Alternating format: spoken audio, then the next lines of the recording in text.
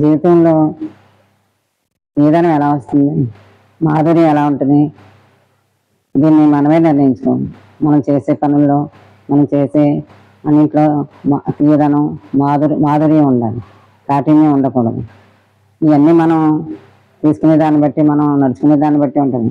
సర్వ సంబంధాన్ని భగవంతునితో జోడించుకుని మనల్ని గమనించుకుంటూ మన నడతని అన్నీ మనం సవరించుకోవాలి. ఎలా అంటే దుఃఖాన్ని తీసుకోవద్దు, అలాగే సుఖాలను కూడా మనం ఎక్కువగా కోరకుండా ఉంటే, ఈ దుఃఖాలను తీసుకోకుండా ఈ సుఖాలను కోరుకోకుండా ఉంటే మనకు వచ్చిన దాన్ని మనకు అనుకూలంగా, దుఃఖం వచ్చినా సరే దాన్ని సుఖంగా మార్చుకోవటం. అలాగే దుఃఖాలను కూడా స్వీకరించకుండా వదలలేం, కానీ దాన్ని కూడా భగవంతుని స్మృతిలో ఉంటే దాటుకోవచ్చు. ఇవన్నీ ఏది స్వీకరించాలో, ఏది వదిలివేయాలో మనంతటా మనమే నిర్ణయించుకోవాలి. పరమాత్మ ఇది ఎలా వస్తుంది? మనం ఆధ్యాత్మిక పరంగా ఆధ్యాత్మిక మార్గంలో మనం ఉంటేనే వస్తుంది. ఈ మంచి చెడులన్నీ తెలుసుకునే వివేచన ఉంటుంది. పరమాత్మ ఎప్పుడూ మనకి సహాయం అందించడానికి ఆయన ఉంటారు. ఆ విషయం మనం తెలుసుకుని ఆయన ఇచ్చిన ప్రాప్తుల్ని, ప్రయోజనాలని, దీవెల్ని అన్నిటిని మనం పొందుతూ ఉండాలి. ఆయనకి ఎంతో సమయం, కొంత సమయం ఇచ్చి ఆయన స్మృతిలో ఉంటూ ఈ మన వ్యవహారాలన్నీ చక్కబెట్టుకోవాలి. దీపం ఉండగా చక్కబెట్టుకున్నట్టే ఆయన స్మృతిలో ఉంటూ ఇవన్నీ చక్కబెట్టుకోవాలి. మనం మన ప్రవర్తనలో బాహ్యంగా మనం ఎంతో అందంగా ఉన్నారంటారు, ఎంతో సంపద అంటారు.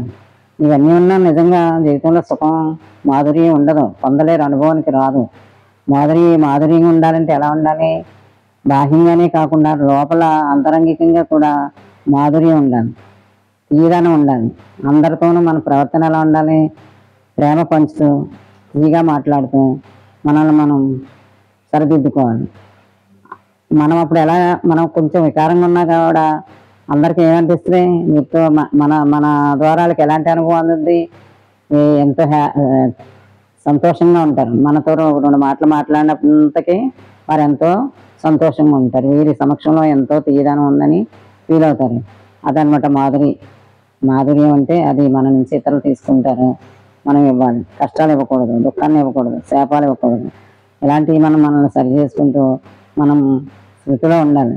పరమాత్మ మనకి ఎన్నో ఇలా వరదానాలు ఇస్తున్నారని ఒక ఆయన పైన విశ్వాసం ఉండి ఈ మాధుర్యాన్ని పెంచుకుంటూ మనం ముందుకెళ్ళామనుకోండి, మన పనులన్నీ ఆ రకంగానే ఉంటాయి. మన చేసే నడతంతా అలాగే ఉంటుంది.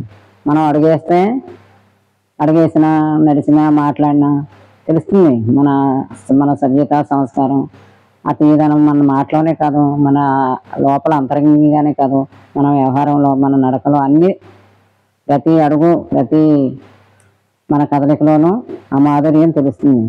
అలా మాధుర్యంగా ఉండాలి. లోకంలో కఠినంగా ఇతరులను కష్టపెడుతూ మాటల ద్వారా కానీ, కంటి చూపు ద్వారా కానీ, చేతితో ఇలా ఇసిరి మాట్లాడినా కూడా అది చాలామంది బాధపడతారు. అలాంటివన్నీ మనం తెలుసుకునే మన నడతతో మనం దేవుణ్ణి, మన లోపల ఉన్న దేవుడు మన మాట ద్వారా, మన నడత ద్వారా, మన చూపు ద్వారా మనం వ్యక్తమవుతూ ఉంటాడు. ఇది నిజంగా దేవుడు రా అనే మాటలు మనం చాలా వింటుంటాం.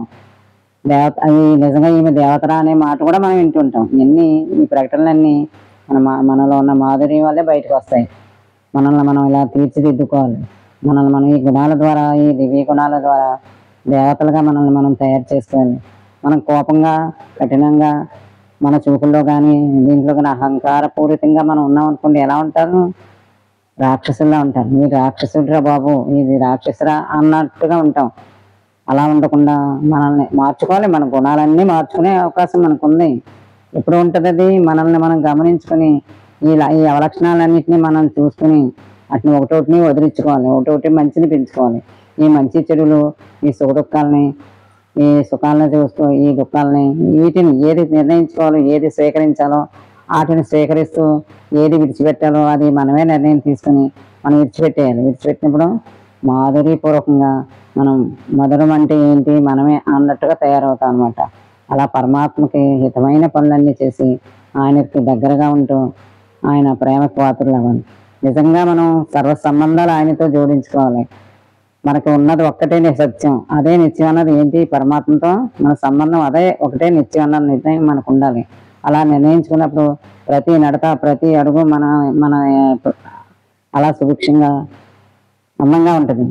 ఇది మనం మన అనుభవం వల్ల కానీ మన అభ్యాసం వల్ల మన నడక వల్ల మనకు ఒక లక్ష్యం అనమాట. మనం పరమాత్మ సన్నిధిలో ఉండాలి, పరమాత్మకి ఇష్టంగా తయారవ్వాలి. ఇంత ప్రేమగా ఉంటే ఆ ప్రేమ పంచితే అందరూ మనకి దగ్గరగానే ఉంటారు. అందరం తిరిగి వాళ్ళు కూడా మనకి ప్రేమగా చూపిస్తాడు. అప్పుడు నిజంగా మాధుర్యం కాక ఏముంటుంది?